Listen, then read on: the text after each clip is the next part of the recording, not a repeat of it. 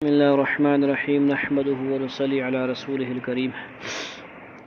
یہ انشاءاللہ ایک ارادہ ہے خطبات جمعہ، مواعظ جمعہ، تقاریر کا جو مجموعہ ہے مولانا حافظ مشتاق صاحب کا، یعنی 12 مہینے جو اسلامی مہینے کے اعتبار سے تقاریر وغیرہ ہیں اس کا مجموعہ ہے۔ تو محرم الحرام 1445 ہجری شروع ہونے کو ہے تقریباً، تو اس کو شروع کرتے ہیں۔ ٹھیک ہے جی۔ خطبہ اول ہے ماہ محرم الحرام کے حوالے سے، ہجرت سن ہجری کی اہمیت کا بیان۔ سن ہجری کا آغاز حضور صلی اللہ علیہ وسلم کی ہجرت مکہ سے مدینہ کی طرف مناسبت سے کیا گیا اور اسلامی تاریخ میں سال کا پہلا مہینہ محرم الحرام ہے۔ مسلمانوں کو چاہیے کہ اپنے تمام معاملات میں مراسلات اور دفاتر، رجسٹروں، تنخواہوں وغیرہ میں سن ہجری کو لکھیں۔ اس مناسبت سے سن ہجری ہجرت کی اہمیت کے لحاظ سے یہ خطبہ موسوم کیا گیا۔ یعنی ہمارے ہاں سستی ہے نا اس بات کی، اسلامک ڈیٹ پتہ ہی نہیں ہوتی کیونکہ لکھتے نہیں ہیں کاپیوں میں، ڈائریوں میں، معاملات میں۔ ٹھیک ہے جی۔ رمضان کو بس پتہ ہوتا ہے پہلا روزہ، دوسرا روزہ، تو ہر مہینے کی ہر ڈیٹ کا اسلامی کا بھی جہاں پہ آپ ڈیٹ لکھیں 18/7/2023 اوپر لکھیں 1 محرم الحرام 1445، اس طرح۔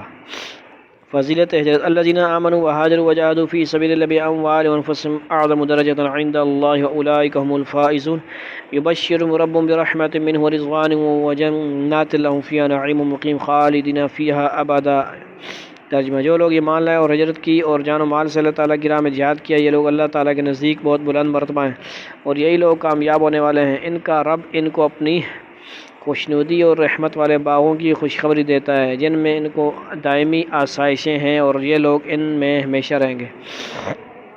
فرمان رسول اللہ صلی اللہ علیہ وسلم: وعن امیر المؤمنین ابی حفص عمر بن خطاب رضی اللہ عنہ قال سمعت رسول اللہ صلی اللہ علیہ وسلم یقول انما الاعمال بالنیات وانما لکل امرئ ما نوى فمن كانت هجرته الى الله ورسوله فحجرته الى الله ورسوله ومن كانت هجرته الى الدنيا او الى امرأة يصيبها او ينكحها فهجرته الى ما هاجر اليه متفق علیہ۔ کیا مطلب تھا متفق علیہ کا؟ بخاری مسلم کی روایت ہے۔ ٹھیک ہے جی۔ اکثر عام حدیث کی کتابوں میں یہ حدیث سب سے پہلے ہوتی ہے نیت کے حوالے سے۔ امیر المؤمنین ابو حفص حضرت عمر بن خطاب رضی اللہ عنہ بیان کرتے ہیں کہ میں نے حضور صلی اللہ علیہ وسلم کو، یعنی یہ روایت بھی کس سے ہے؟ حضرت عمر رضی اللہ عنہ سے روایت ہے۔ میں نے حضور صلی اللہ علیہ وسلم کو یہ فرماتے ہوئے سنا ہے کہ اعمال کا دار و مدار نیتوں پر ہے اور ہر شخص کو وہی ملے گا جس کی اس نے نیت کی۔ اگر ہجرت سے مقصود خدا اور رسول تک پہنچنا ہے تو اس کی ہجرت خدا اور رسول کی طرف ہے، یعنی اللہ تعالیٰ کے ہاں اس کو اجر ملے گا۔ اور جس شخص نے کسی دنیاوی مقصد کے تحت یا کسی عورت سے نکاح کرنے کی خاطر ہجرت کی تو اس کی ہجرت اس کی طرف ہے، اس کی نیت سے اس نے ہجرت کی ہے۔ اس حدیث کا پس منظر ایک خاص واقعہ ہے جو حضور اکرم علیہ السلام کے دور میں پیش آیا۔ علامہ طبرانی رحمۃ اللہ علیہ نے حضرت عبداللہ بن مسعود رضی اللہ عنہ کے حوالے سے بیان فرمایا کہ ایک شخص نے قیس نامی ایک خاتون کے پاس مکہ سے نکاح کا پیغام بھیجا۔ اس خاتون نے نکاح کا پیغام منظور کر لیا لیکن یہ شرط لگا دی کہ انہیں مکہ سے مدینہ ہجرت کرنا ہوگی۔ چنانچہ یعنی یہ کیا کہہ سکتے ہیں آپ، ایک بندہ عورت امریکہ میں ہے، اس نے پاکستانی سے کہا کہ بھائی نکاح تو کروں گی لیکن آپ کو تشریف لانا پڑے گا، امریکہ میں رہیں گے آپ، نیشنلٹی وغیرہ مل جائے گی۔ یہ وہ والی ترتیب سمجھ آ رہی ہے۔ اس خاتون نے، ٹھیک ہے جی، انہیں مکہ سے مدینہ ہجرت کرنی ہوگی، چنانچہ انہوں نے ہجرت کی اور نکاح ہو گیا۔ اس واقعے کے بعد سے دوسرے صحابہ انہیں مہاجر قیس کے لقب سے یاد کرنے لگے، یعنی وہ شخص جس نے اللہ اور رسول کے اور اس کے رسول صلی اللہ علیہ وسلم کے لیے ہجرت نہیں کی بلکہ قیس کی خاطر، یعنی کیا مہاجر قیس عورت کا نام تھا، قیس کا مہاجر، ٹھیک ہے، بلکہ قیس کی خاطر ہجرت کی، عورت کی خاطر۔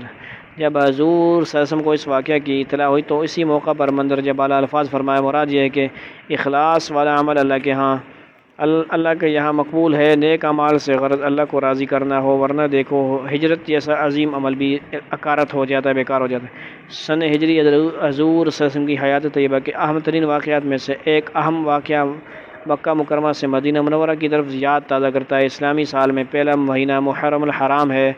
واقعہ ہجرت تاریخ اسلام کا ایک عظیم واقعہ یہ قدم جناب رسول کریم صلی اللہ علیہ وسلم نے وحی کے ذریعے ہدایت پر اٹھایا تھا۔ جب کسی جگہ مسلمانوں پر زندگی تنگ کی جا رہی ہو اور ان کو آزادی سے اپنی عبادت ادا کرنے کی اجازت نہ دی جا رہی ہو تو پھر مسلمانوں پر لازم ہے کہ وہ کسی ایسی جگہ ہجرت کریں جہاں آزادی سے احکامات الہیہ پر عمل کر سکیں۔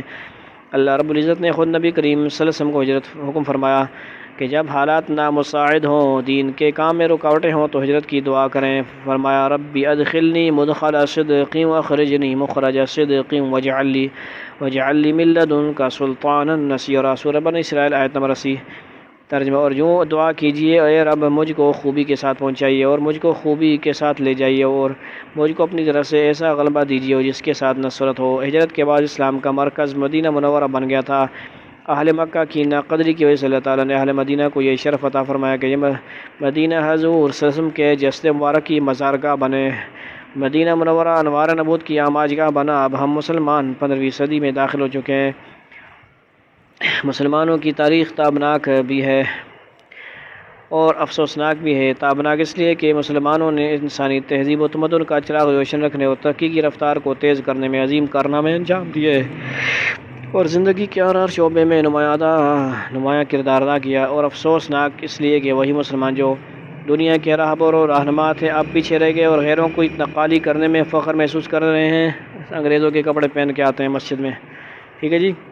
آن حضرت صلی اللہ علیہ وسلم کی وفات کے 100 سال بعد مسلمانوں کی قوت و حشمت و حکمرانی کی حدود اسپین سے لے کر دریائے سندھ تک پھیل چکی تھیں۔ ان وسیع فتوحات کے علاوہ علوم و فنون اور ایجادات و اصلاحات میں حیرت انگیز ترقی کی بنیادیں قائم ہو چکی تھیں۔ اس کے بعد علم و حکمت کی روشنی اسلامی دنیا کے ایک کنارے سے دوسرے کنارے تک پھیل گئی تھی، حتیٰ کہ یورپ کے ممالک سے طلباء آ کر علم حاصل کرتے تھے۔ ایک مستشرق لکھتا ہے کہ یورپ کے طلباء حصول علم کے لیے طویل فاصلے طے کر کے اسپین سے مکہ اور مراکش سے بغداد تک جاتے۔ مجلہ 80 ہجری۔ ان حیرت انگیز کامیابیوں کے بعد مسلمانوں کے زوال کا سلسلہ شروع ہوا اور 18ویں صدی 19ویں صدی عیسوی میں مغربی اقوام نے صرف تہذیب و تمدن ہی میں ان کو پیچھے نہیں چھوڑ دیا بلکہ سیاسی اقدار سے بھی محروم کر کے اپنی حکومتیں اور اقتدار ان کے علاقوں پر قائم کر لیا۔ ہمارا نظریہ دین اسلام اس کی بنیاد و علاقیت، وطنیت، نسل پرستی یا زبان نہیں ہے، بلکہ ہمارا دین یعنی اسلام یہ صرف مذہب نہیں بلکہ ضابطہ حیات ہے۔ ہر قوم کا کوئی نہ کوئی کیلنڈر رہا ہے۔ یہودیوں کا سن 3700 میم سے شروع ہوتا ہے، قاف میم سے 3700۔ عیسوی کیلنڈر عیسیٰ علیہ السلام کے یوم ولادت سے شروع ہوتا ہے اور اسی طرح بکرمی سن اس واقعہ کی یادگار ہے جب مہاراجہ بکر ماجید کو ساکھا قوم پر فتح حاصل ہوئی، اور سن ہجری نبی آخر الزماں حضرت محمد صلی اللہ علیہ وسلم کی ہجرت مدینہ کی یاد دلاتا ہے۔ ٹھیک ہے، ہجرت ایک بہت بڑا عمل ہے۔ حضرت نوح علیہ السلام نے اپنی قوم کو لے کر کشتی میں سوار ہو کر ہجرت کی۔ حضرت ابراہیم علیہ السلام نے ملک شام کی طرف ہجرت کی۔ موسیٰ علیہ السلام نے بنی اسرائیل کے ساتھ ہجرت کی۔ ہجرت مدینہ سے پہلے مسلمانوں نے مکہ مکرمہ سے حبشہ کی طرف ہجرت کی۔ مکہ معظمہ سے مدینہ کا یہ سفر 8 ربیع الاول کو ہوا، جو عیسوی کیلنڈر کے مطابق 20 ستمبر 622 عیسوی کا واقعہ ہے۔ یہیں سے اسلامی سال شروع ہوا جس کو فاروق اعظم رضی اللہ عنہ نے نافذ کیا، اور اسی سال یکم محرم الحرام سے اسلامی کیلنڈر کی ابتدا ہوئی۔ گویا پہلی صدی کا آغاز 16 جولائی 622 عیسوی کو ہوا۔ مجلہ 80 یہاں سے لیا گیا یہ مضمون۔ یہ تاریخ اسلام کا ایک اہم موڑ تھا۔ مدینہ اسلام کا مرکز بن گیا، یہاں سے اسلام کی دعوت پوری دنیا میں پھیلی۔ حضور اکرم صلی اللہ علیہ وسلم نے مکہ مکرمہ میں 53 سال گزارے۔ اللہ، لوگ آپ کو صادق و امین کہتے تھے مگر عموماً آپ کی دعوت اسلام کو قبول نہ کیا۔ مکہ میں عبادات کے احکامات آ چکے تھے، لوگ خفیہ عمل کرتے تھے، مگر مدینہ میں اسلام کا وہ اجتماعی نظام قائم ہوا جو سیاست، معیشت، معاشیت اور اخلاق کے تمام زاویوں پر حاوی تھا۔ صحابہ کرام کی مٹھی بھر جماعت نے دنیا میں اسلام کا سکہ رائج کر دیا۔ اس وقت کے روس، امریکہ جیسی سپر پاوریں روم فارس کے شاہی ایوانوں میں زلزلے آ گئے۔